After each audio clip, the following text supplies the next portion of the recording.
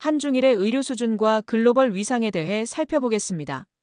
한중일 3국은 모두 보건의료 수준이 높은 편이지만 경제, 제도, 기술 격차에 따라 차이가 있습니다.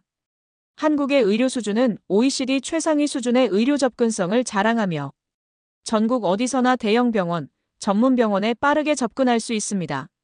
국민건강보험 체계가 확립되어 있어서 보장성이 높은 편입니다.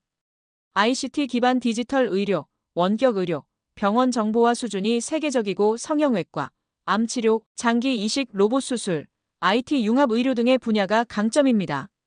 반면 대형 병원의 서울과 수도권 쏠림 현상이 심각한 수준이고 인구 1,000명당 의사 수가 약 2.6명으로 OECD 최하위권이며 과잉 진료, 낮은 의료 수가로 인한 의사 피로도 문제 등은 약점으로 지적됩니다.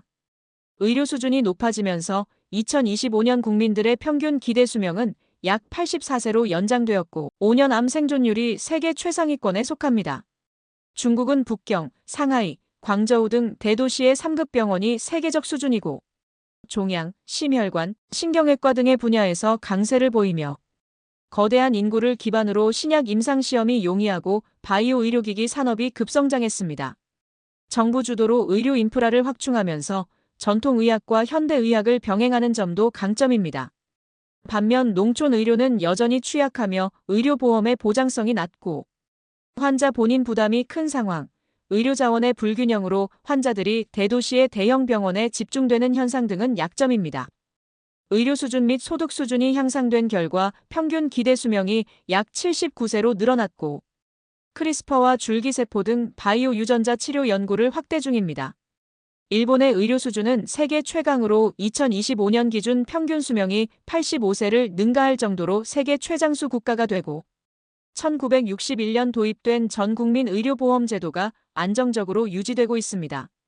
노인들의 만성질환 관리, 예방의학, 지역 기반 1차 의료 체계가 발달했고 의약품과 의료기기 분야의 R&D 강국이며 로봇 수술, 재활, 간호로봇 기술의 선도 국가입니다. 반면 초고령 사회로 진입하여 의료 재정 압박이 심각하고 대도시와 지방 간 의사 분포가 불균형 상태이며 응급 및 소아 진료 등 일부 분야의 인력이 부족한 문제점이 존재합니다. 높은 의료 수준에 힘입어 일본인들은 평균 기대 수명뿐 아니라 건강 수명도 최고 수준이며 암과 심혈관계 질환으로부터 생존율이 높습니다. 다음 한중일의 의료기술 수준을 비교해 보겠습니다. 한국은 첨단 의료기술 중심으로 성장하는 국가입니다. 암 치료 분야에서 위암, 간암, 폐암, 갑상선암 등의 조기 발견 및 치료 성과가 세계 최상위 수준입니다. 장기 이식 및 로봇 수술 부문에서는 간, 신장, 심장 이식 성과가 독보적이며 다빈치 로봇의 활용률이 높습니다. 의료 IT와 디지털 헬스케어 부문에서는 전자의무 기록 보급률이 세계 최고 수준이고 AI 진단 및 원격 의료 기술을 선도하고 있습니다. 성형외과 부문은 세계 1위 수준의 기술력을 보유함으로써 의료 관광의 핵심 요소가 되었습니다. 반면 기초의학, 신약 개발, 의료기기 등의 독자 기술이 상대적으로 약세를 보이며 의사 수가 부족하고 수도권 의료에 집중되어 있습니다. 중국은 대규모 연구와 투자를 진행하는 국가입니다. 유전자 및 세포 치료 분야에서 크리스퍼 유전자 편집, 카티 치료 등의 임상 적용 속도가 매우 빠르다는 강점이 있습니다. 의료 AI와 빅데이터 분야에서는 방대한 환자 데이터를 활용한 AI 진단, 영상 분석, 연구 등이 활발합니다. 또한 전통의학과 현대의학의 결합으로 일부 분야에서 독자적 치료법을 개발했습니다. 반면 첨단 연구는 빠르지만 임상 안전성과 윤리 기준 등에서 국제적 논란의 중심에 있고 농촌과 중소도시의 의료기술 수준이 낮으며 세계적 수준의 의사와 연구자 인력은 아직 부족한 상황입니다. 일본은 전통적 의료 강국이며 고령 친화적 의료를 주도하고 있습니다. 재생의학과 줄기세포 분야에서 교토대 야마나카, 시냐의 iPS 세포 연구가 노벨상을 수상하는 등 세계적 선도 국가입니다. 의료 로봇과 재활 분야에서는 간호와 수술 보조 로봇, 의수와 의족, 재활기술 등이 발달했습니다. 예방의학과 노인의료 분야는 세계 최고 수준의 만성질환 관리 및 노인 돌봄 기술을 자랑하며 정밀기기와 영상의학 부문은 MRI, 내시경 등 고급 의료기기에서 앞서가고 있습니다. 반면 신약 개발 속도가 느리고 규제가 심한 편이며 혁신적 스타트업보다 대기업 중심이어서 신기술의 상용화가 더디다는 약점이 있습니다. 요약하면 한국은 임상, 의료 서비스, 디지털 헬스케어 등의 강점이 있고, 중국은 유전자, 세포치료, AI 등 신흥기술을 빠르게 추격 중이며, 일본은 기초연구, 재생의학, 정밀의료, 노인의료 분야에서 세계 최상위권입니다. 다음 한중일의 의료기술 및 환자치료에 대한 국제적 평가를 비교해 보겠습니다. 한국은 OECD와 WHO의 평가, 국제학술지, 란셋 지표 등에서 의료 접근성과 치료 성과 모두 상위권에 포함되었고, 5대 암, 즉 위암, 간암, 폐암, 대장암, 갑상선 암 치료 성적이 세계 최상위권으로 평가되었습니다. 심혈관계, 장기 이식, 미용 및 성형 분야는 글로벌 환자 유치가 활발합니다. WHO와 미국 건강지표에서는 보편적 건강보장 달성 수준이 선진국 평균 이상이라고 평가했습니다. 환자 치료 성과 측면에서 암 환자의 5년 이상 생존율이 70% 이상으로 미국, 일본과 비슷하거나 더 높습니다. 응급실 네트워크가 발달하여 뇌혈관 질환, 교통사고 외상 치료 성과가 우수한 것으로 평가되었습니다. 난치병 치료 사례로 삼성서울병원과 서울아산병원은 세계 최고 수준의 간이식 및 위암 수술 성과를 보여주었고, 간암 환자의 간 절제술과 이식 후 생존율이 미국, 유럽보다 높은 편입니다. 희귀질환 치료 사례로 분당 서울대병원과 서울대병원에서 유전성 근위영양증, 희귀대사질환 환자를 대상으로 맞춤형 유전자 검사와 치료제 임상시험을 진행하였으며, 2020년대 들어 혈액암 대상 CAR-T 세포치료제를 국내 환자에게 적용하여 성공했습니다. 국가 차원에서 정밀의료 및 암치료 임상을 위한 K-마스터 프로젝트를 수행하여 환자, 유전체 분석 기반 맞춤 치료를 지원하고 있습니다. 그러나 의사수 부족으로 인한 장시간 근무와 과잉 진료, 수도권 대형 병원 쏠림 현상 등은 단점으로 지적되었습니다.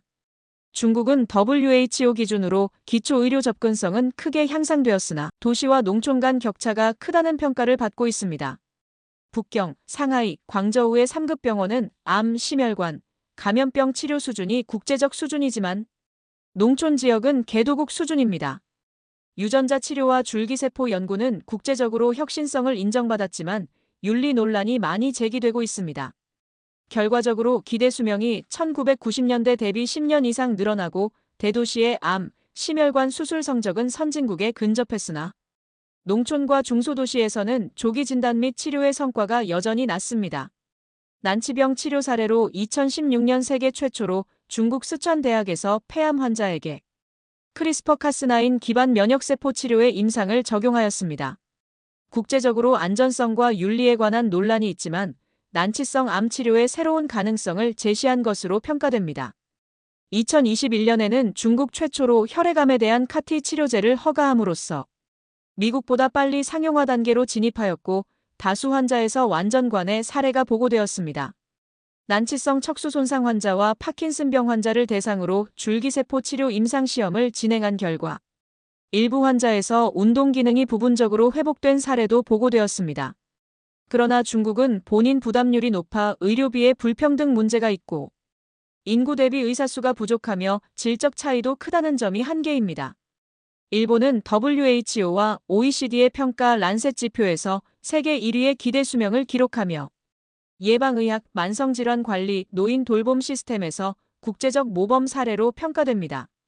재생의학, 정밀의료, MRI, 내시경 등 의료기술 장비 분야에서도 글로벌 선도국입니다. 환자 치료 성과를 보면 위암 및 대장암 수술 성적이 세계 최상위에 있고 심혈관 수술과 장기 이식 성적도 우수합니다. 특히 고령 환자의 치료와 재활 성과가 탁월합니다. 난치병 치료 사례로 2014년 세계 최초로 교토대 연구진이 실명을 유발할 수 있는 황반변성 환자에게 유도 만능 줄기세포 기반 망막세포를 이식하여 시력을 부분 회복시킨 사례가 있으며 현재 파킨슨병, 척수 손상, 신부전 등 난치병 환자를 대상으로 임상을 확대하고 있습니다. 도쿄대 리켄 연구소에서는 루게릭병 환자를 대상으로 iPS 세포 기반 신경세포 이식 연구를 진행한 결과 일부 환자에서 운동기능 저하 속도가 완화되었다고 보고했습니다. 일본은 세계적으로 PD-1 면역관문 억제제 개발국으로 암의 면역 치료 분야를 선도하고 있는데 난치성 흑색종 폐암 환자에게 적용한 결과 생존율이 획기적으로 향상되었습니다. 그러나 초고령화로 의료비를 지속적으로 감당할 수 있을지 우려되며 혁신 신약 도입 및 상용화 속도가 상대적으로 느리다는 점이 한계로 지적됩니다. 요약하면 한국은 암, 외과, 디지털 의료에 강점을 보이며 환자 치료 성과가 세계 최고 수준이고 중국은 첨단 분야의 연구를 빠르게 도입하고 있지만 지역 격차와 윤리성 논란으로 국제적 신뢰는 제한적입니다.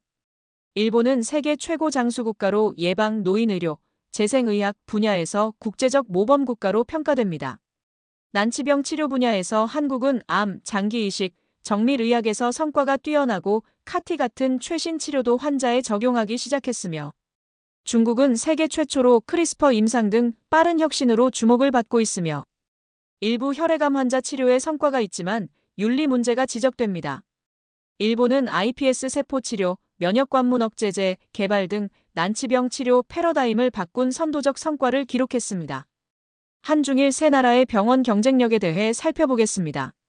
한국 병원은 의료 접근성과 서비스의 질이 OECD 최고 수준이며 병원을 방문했을 때 대기 시간이 짧고 신속한 진료를 받을 수 있습니다.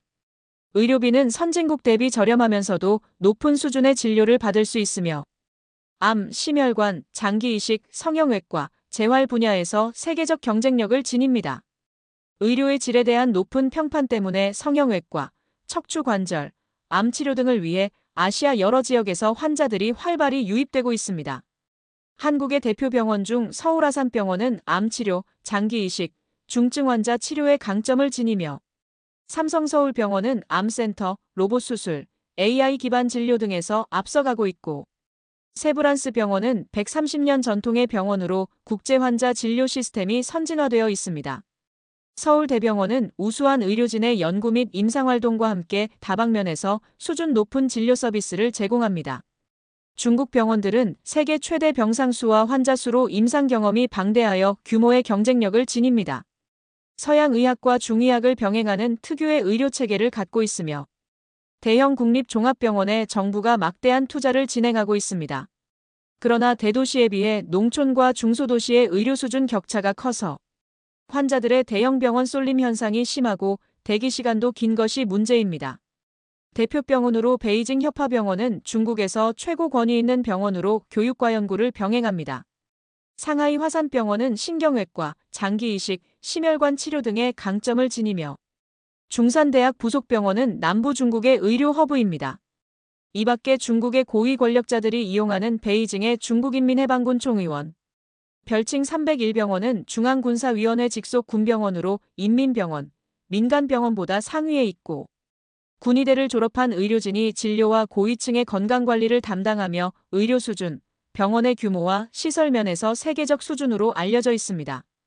일본의 의료 수준은 기초와 임상 모두 세계적 수준이며 특히 정밀 재생의학과 노인병, 만성질환 관리 시스템이 선진화되어 있습니다. 재생의학 분야에서는 iPS 세포치료, 로봇수술, 암면역 치료 등으로 세계를 선도합니다. 그러나 병원에서 대기 시간이 길고 비용이 한국보다 비싼 것이 흠입니다. 대표 병원으로 도쿄대학병원은 일본의 의학연구의 중심 병원으로 난치병 치료를 주도하며 교토대학병원은 iPS 세포 임상 등 재생의학 분야의 첨단 치료로 유명하고 오사카대학병원은 암과 심장질환 치료에 특화되어 있습니다. 요약하면 한국은 빠르고 질 좋은 진료, 저렴한 비용 및 의료 관광에 강점을 지니며 중국은 규모와 임상 경험 및 정부 주도 투자가 무기지만 불균형 문제가 존재하고 일본은 첨단 의학과 재생의학, 노인병 관리에 강점이 있으며 의학 연구의 위상이 높습니다. 다음으로 한중일의 전통의학에 대해 살펴보겠습니다. 한국의 한의학, 중국의 중의학, 일본의 칸포의학은 모두 동아시아의 동일한 뿌리에서 출발했지만 각국의 제도, 학문, 현대의학과의 관계 속에서 서로 다른 발전을 보여왔습니다.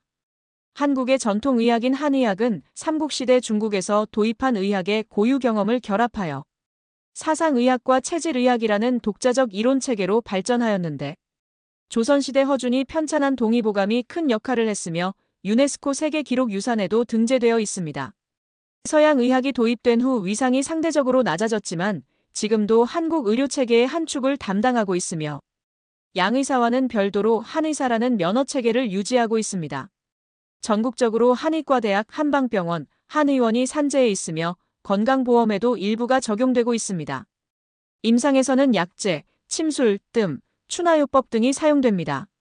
국제적 위상을 살펴보면 WHO의 전통의학 표준화 작업에 한국한의학계가 적극 참여하고 있고 미국, 유럽, 일본 등에서 침술과 한약 연구가 활발하며 한방병원은 해외 환자들의 의료 관광에서도 일정한 수요를 차지합니다.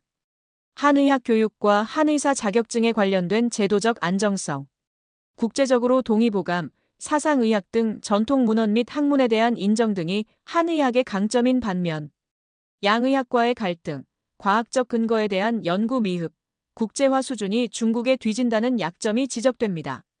중국의 전통의학인 중의학은 황제내경, 상한론, 본초 강목 등 전통의학 이론을 근간으로 발전했고 임상에서는 약재, 침술, 뜸, 기공, 음양오행, 장부론에 기반한 진료가 이루어집니다. 중국은 중의학을 국가의료체계의 공식축으로 인정하며 중서의 결합이라는 개념 아래 현대의학과 중의학을 병행하는 병원이 많습니다. 국가중의학관리국이 설치되어 중의학을 전략산업 및 문화자산으로 육성하고 있습니다. WHO에서 중의학을 전통의학의 대표로 소개하며 국제학술 및 임상연구가 활발하고 아시아, 아프리카, 유럽 일부에서 중국 정부의 지원 아래 중의학센터를 설립하는 등 국제적 위상 면에서도 한의학을 능가합니다. 대규모 연구자원, 약재의 개발 및 수출, 제도권 의료에 포함된 점 등이 중의학의 강점인 반면 표준화 부족, 현대의학적 검증 미비, 약재의 남용과 위해성 논란 등은 약점으로 지적됩니다. 일본의 전통의학인 칸포의학은 중국의 한당의학이 일본에 전래되어 일본식으로 변용된 것으로 메이지 시대 서양의학 도입으로 크게 축소되었으나 일부 학파가 존속되었습니다.